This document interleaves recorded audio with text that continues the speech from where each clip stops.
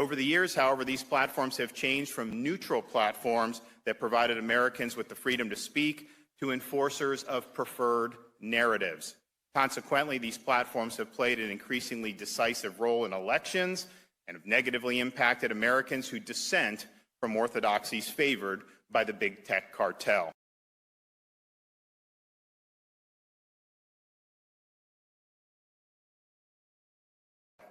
And we have seen the power of their censorship over individuals and organizations, including what I believe is clear viewpoint discrimination.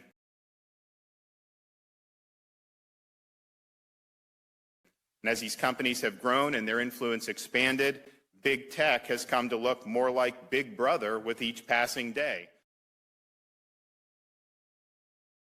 It used to be that consumers were trusted to make their own decisions about what information to consume, about which leaders to, quote, follow, about what news to watch. Now those decisions are increasingly made by nameless, faceless boards of censors. They even have a name, euphemistically called content moderators.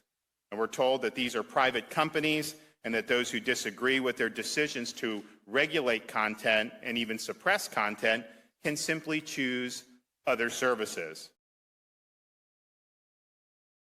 Well, when 2.8 million Americans chose to download the application Parler, what was the result of that? Canceled by Amazon, Google, and Apple. What about the 88 million Americans who chose to, quote, follow President Donald Trump? Sorry, content moderators on Twitter pulled the plug, as did a different set of, quote, moderators at Facebook. This is the case even though leaders like Ayatollah Khamenei have been permitted to use these platforms to do things like call for the destruction of Israel and the elimination of Jews. Core issue here is this: are consumers going to have the choice to consume the information they choose, or are oligarchs in Silicon Valley going to make those choices for us? No group of people should exercise such power, especially not tech billionaires, by a bunch of monopolies whose core business is to sell advertising. Our founding fathers were deliberate in the enshrinement of our rights in the Constitution to ensure that we, the people, were guaranteed protection against those wishing to violate our rights. Ironically, our early founders were most concerned with the tyranny of government in deciding these rights, but today, the big tech oligarchy has in many ways become a clearer and more present danger to the restriction of the right to free speech than the government itself.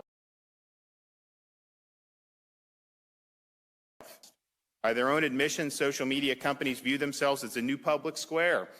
Make no mistake, they are nothing more than advertising conglomerates, and I'm not interested in handing over the keys to the public square to a bunch of companies whose economic interests are not aligned with the public interest.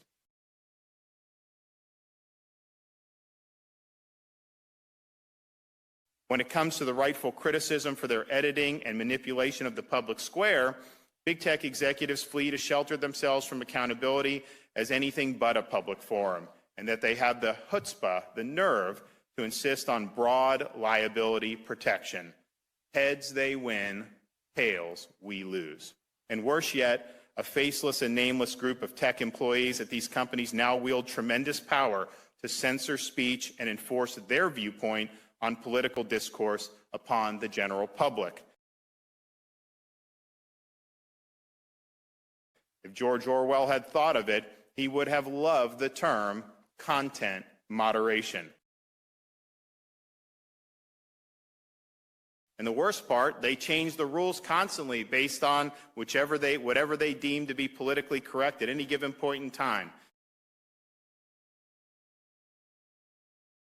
These rules and standards are often changed without the knowledge of their users, moving the goalposts on Floridians and others.